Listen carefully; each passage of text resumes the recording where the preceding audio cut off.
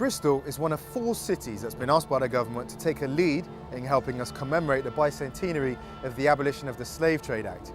And it's brought us a lot of controversy. Should Bristol apologise for its role in the slave trade? Controversy over the naming of the Broadmead expansion, Merchants Quarter, Cabot. Do these names kind of celebrate Bristol's slaving history rather than just recognising it? Controversy over Abolition 200. How should we commemorate it? And should we commemorate it at all? But there's a major part of me that doesn't really care where you stand on those particular debates. I'm more interested in how we go about having them and what that tells us about ourselves. And for me, it says that in Bristol, we're living across a racial fracture, and it's something we need to face up to and tackle. And that is what this programme is all about.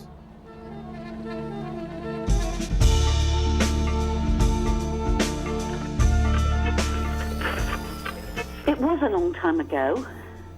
We were told that, the past is past, that's it. I think it's definitely a time now that everything should move forward and forget about the slave trading. And what I would suggest is that these people that think, can come out with these fine phrases about it being historically and synonymously linked with the slave trade, I would respectfully suggest to you that the whole thing is historically and synonymously linked with the proverbial chip on one's shoulder. A lot of those people who are whinging about it today might still be enslaved instead of having, freedom of speech and freedom of wherever they can live. This is my city. Now that's not to say that I think I own a place, nor do I always feel it has a place for me, but I was born here, grew up and went to school here, and much of my worldview comes out of my experiences here. Here's my history. That's me in 1976, and there's my family, my English, Welsh, Jamaican heritage. Now my mixed race has been one of the defining features of my life in Bristol. It meant I experienced racism, verbally abused, chased down the street by angry mobs on more than one occasion.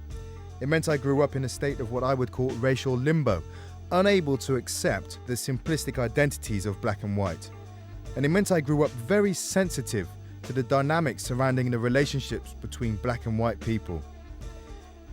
Now it's from that vantage point that I suggest that Bristol is a racially divided city. And what I've been looking for these last 30 years is an understanding of why we are the way we are, and some sort of guidance on how we could be better. And that's where I've been for these last 30 years, aware of the fractures, but searching for a way to overcome them. Now, if we go through this year and all we do is pat ourselves on the back because a son of England freed the slaves, then it will be a waste of time. It has to be about the modern day inequalities on issues of health, education, experience of the justice system that characterise the relationship between black and white people in Bristol. If it fails to deal with that, it will be a butchery of the precedent that bill set in 1807. It's a question of hearts and minds, and people who think more positively start thinking through the consequences of their actions and trying to say, believing in a justice that gives equality to everyone. I believe a lot of people believe in that, but it's not being challenged sufficiently enough.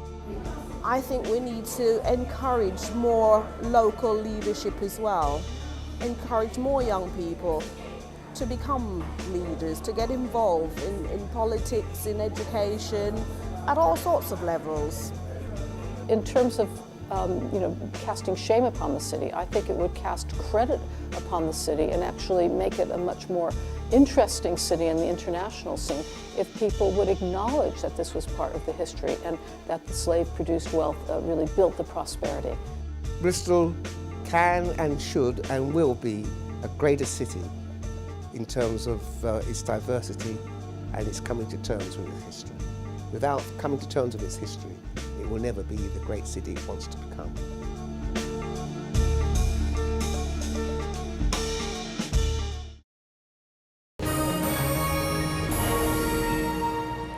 Years ago, LaFrance Gordon from Bristol was fighting for his life. At the age of just 41, he'd suffered a major stroke, and for a while his prospects looked bleak. It's a new dawn, it's a new day, it's a new life for me. This is the story of one man and the way he tackles two incredible challenges. Today, LaFrance Gordon is attempting to reach the top of the highest mountain in South Wales. Many people that I worked with, they know that I am determined, but I also have to prove it to myself how determined I am. Mr. Determination, that's me. I was in a coma for about 40 days. I was told that people that had the stroke that I had, 2 to 3 days is the most they expected to live. Everyone expected him to remain in a wheelchair, but from the start, he was determined to stand on his own 2 feet. Rehabilitation is so important with people like LaFrance. I mean, when you get presented with a challenge like this, you either, I suppose, accept it and sit back and say, this is my lot, or you say, let's push and see how much better I can get. These days, he spends his time offering encouragement to other stroke survivors. If you think about where you're coming from when I just started with you and where you are now.